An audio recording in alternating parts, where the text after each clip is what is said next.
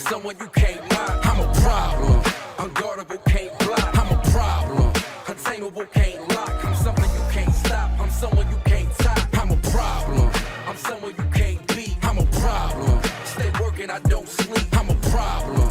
Who doing it like me? I'm someone you can't see. I'm something you can't be. I'm a problem. Touchdown, Denver Broncos.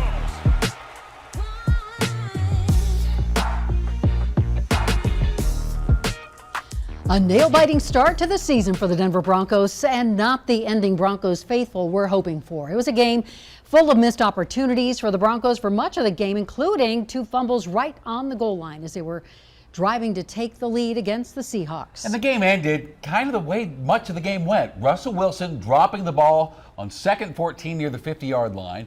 Broncos kicker Brandon McManus sent to the game to try for a 64-yard field goal, which ultimately missed, and the Seahawks won 17-16.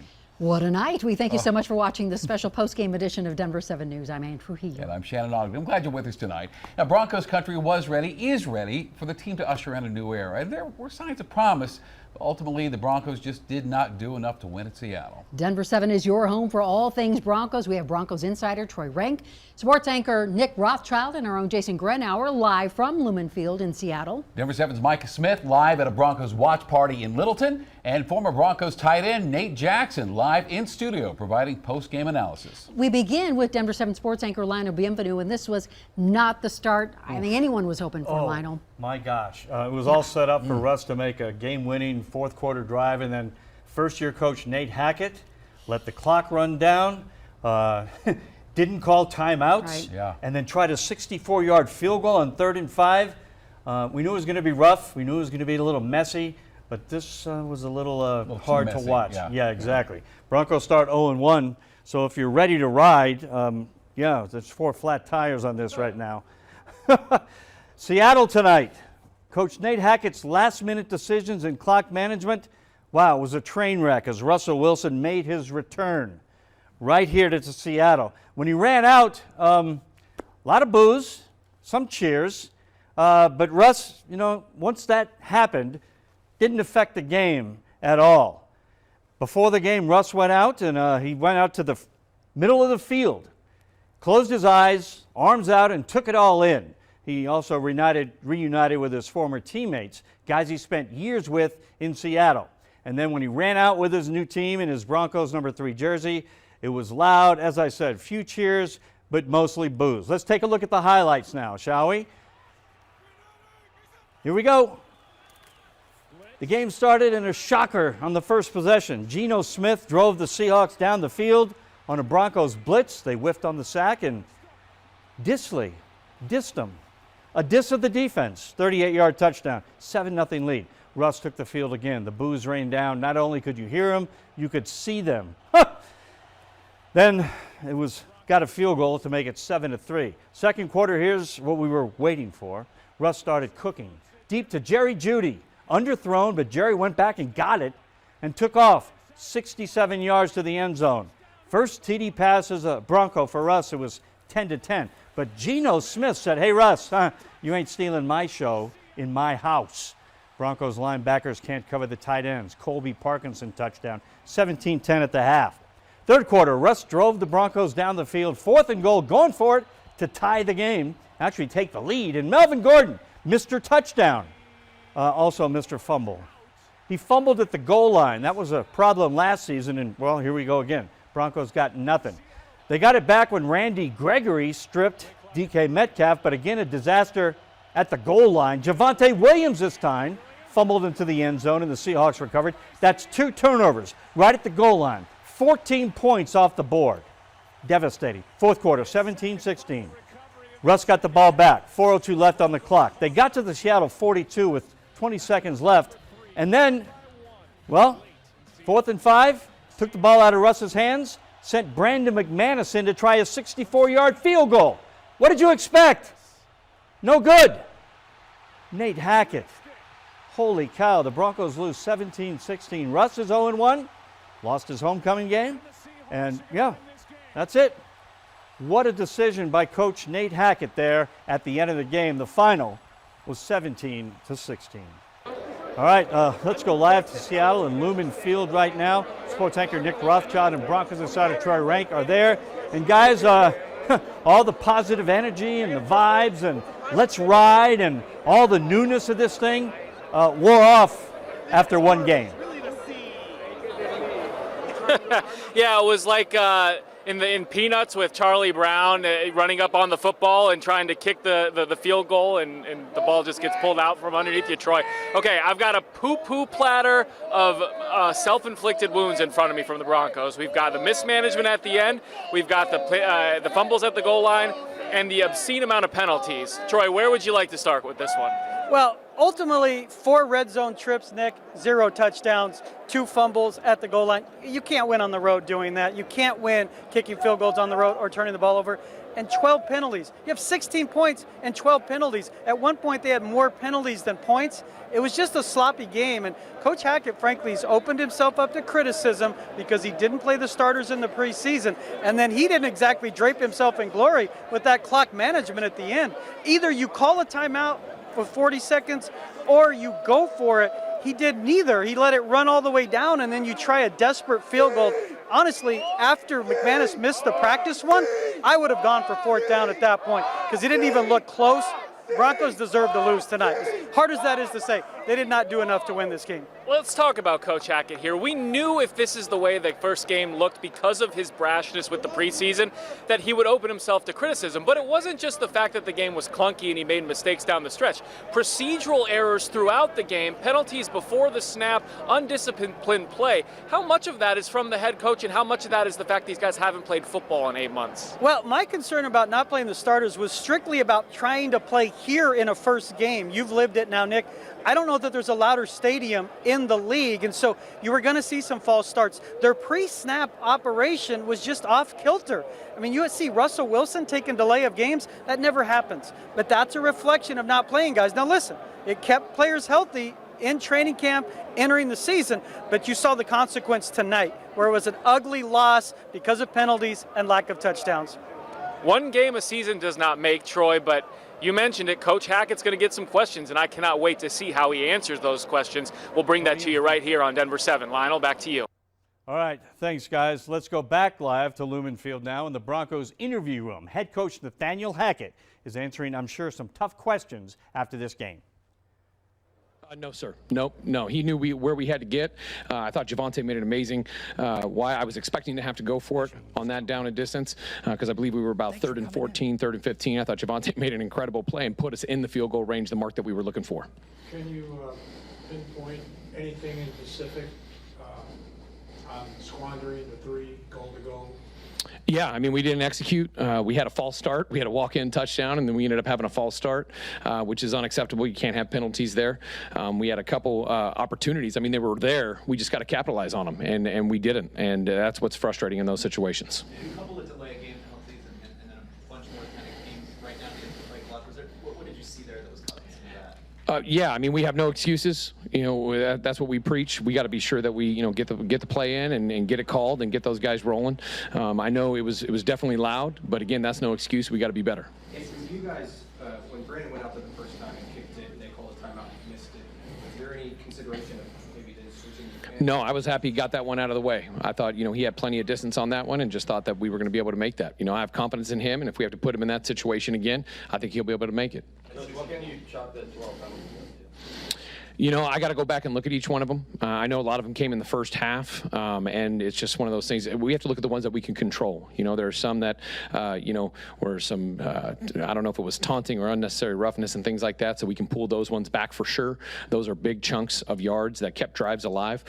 So we just got to make sure we keep our wits about us. I mean, one thing that we talked about coming here was we had to be sure we controlled our emotions, and there were too many times that we didn't, and that hurt us.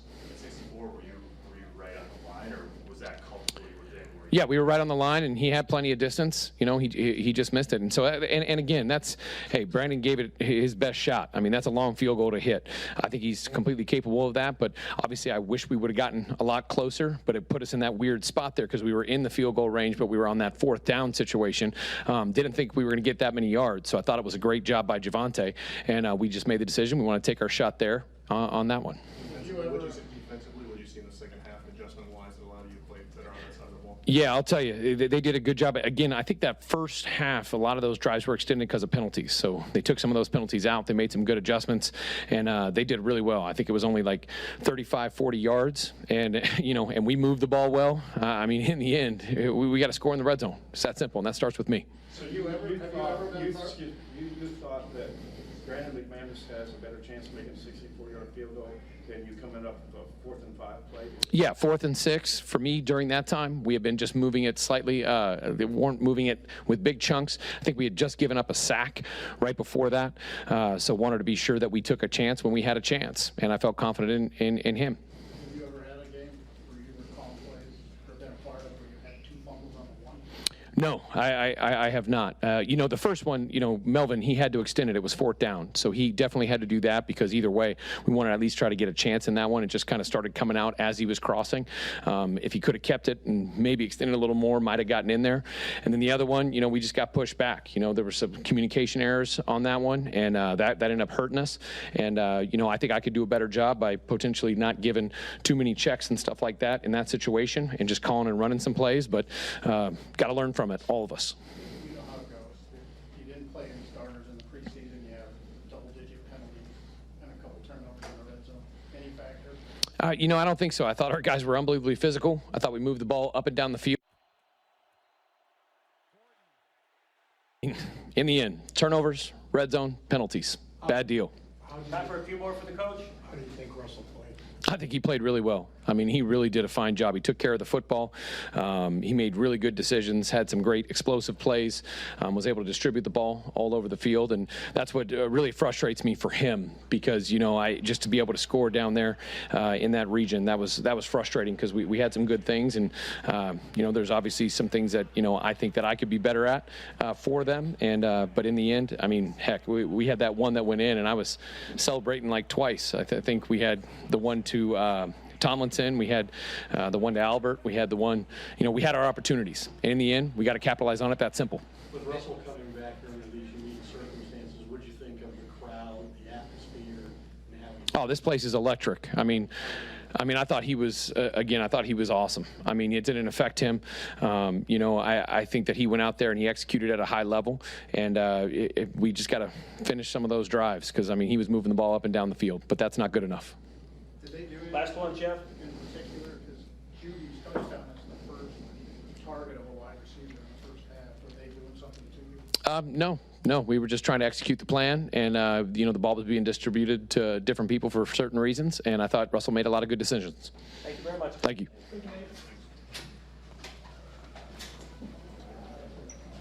All right, that's Coach Nathaniel Hackett answering questions after the 17-16 loss tonight to the Seahawks. All right, we want to bring in now Nate Jackson, former receiver / tight end for the Broncos. Nate played 6 years from 2003 to 2008. Wrote a great book called Slow Getting Up, Behind the Scenes with the Broncos, and what injured players go through. An expert on everything Broncos, now at 104.3 The Fan, right, Nate? That's right. Okay, look, I don't want to overreact after one game. Why not? Right? I don't want to. All right, let's overreact then. Nathaniel Hackett's first game, disaster at the end of the game. He just said that 4th and 5, he felt that it was a better choice to go for a 64-yard field goal from Brandon McManus. What do you think? Baffling because the Broncos offense was moving the ball. They look. They had some big mistakes, a lot of penalties, a lot of miscommunication, those fumbles down at the goal line, but they were moving the ball. Russell Wilson is your guy. He's starting to cook. Instead, you put it in the kicker's hands on his foot. 64 yards, that's a long field goal, especially in hostile territory. I don't like the decision. Well, yeah, what bothered me was he let the clock run down. He didn't take an immediate timeout 40 seconds earlier and say, okay, let's talk about this. Right. McManus, do we want to do 64 yards, or Russ, should we go for 4th and 5? Just let clock run out all the way down to where you had to make the decision like that. And that's a first-year head coach, right? None of these guys played in preseason, Nate. Right. A coach didn't coach any of these guys in preseason. Did that show up tonight? I think it did, and I think they'll admit as much. Nathaniel Hackett has talked about how September football isn't what it used to be. You want to be healthy for Week 17, Week 18, but if you don't win in September, those games late in the season aren't going to matter. But absolutely, this is his first shot as a head coach, and he made a decision he's going to rue for a while now. Well, I think he'll learn from it. I think everybody will learn from it. But you're 0-1. Yep. And this was a game everybody thought they would win and get off to a good start. Yep. Now we're back to not the drawing board. We're back to below the drawing board. You lost a game you probably should have won here. 4 trips to the red zone, Yeah. 2 field goals, and 2 fumbles at the goal line. They should have been up 30-17. Yeah, they should have been kneeling the ball at the end there. Instead, they were driving, trying to win it.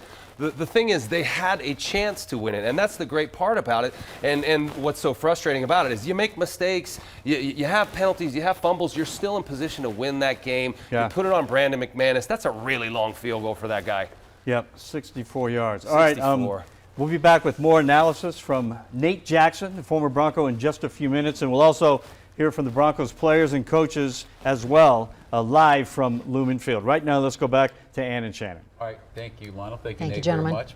And our Broncos coverage continues on Denver7.com. There you will find an exclusive interview with Broncos safety Justin Simmons and a report on what it takes to become a Broncos cheerleader. And there were lots of Broncos fans cheering on the team all over the country today. And so coming up after the break, we're going to check in with Jason Grenauer and Micah Smith, hearing from Broncos fans here and in the Pacific Northwest. Actually, the man put in the hot seat tonight, the kicker, Brandon McManus, just took the podium. Let's go to him live. 6 yards left hash, and they got me exactly to that spot. So I was ready. I knew that there's a good chance we might kick it. I got to make them. I told them I could make that kick. So it obviously feels good, the confidence in me to put me out there for 64. But I'm going to start making some of those long ones. You got a practice kick, sort of. Did you feel like at that point you had the distance? Was there anything you changed after that semi-practice kick? I wasn't really worried about the distance necessarily. Once you get back to that far, especially it was a slight breeze right to left, and once the ball starts losing velocity, I knew it was going to fall left. So I wanted to aim it out towards the right upright, and kind of started down the middle and kind of fell out there. So I wanted to aim it further, right, and it didn't happen. How difficult is this to lose a game like this where you have 12 penalties, 4 red zone trips, no touchdowns? I mean, you've lived this, unfortunately, for 6 years. Is it, or do you just put this one in a vacuum and say it's just one? Yeah, it's a much different team. Even the energy after obviously it's never good to lose, but the key here is just staying together, getting better each and every day, coming back and move to the next one. 16 more games. We've got to win more than we lose them in order to get in the playoffs, and obviously that's our goal to get there. So just got to get back and work and work together better as a team, in all aspects. Thank you, Brandon. That's Brandon McManus here in the losing locker room. All right, 16 more games, I think, is a good attitude, because that was a heartbreaker tonight. Oh my gosh! But to put him in that position right off the jump, boy, what a night! All right, we are going to continue our coverage. More locker room interviews coming right up.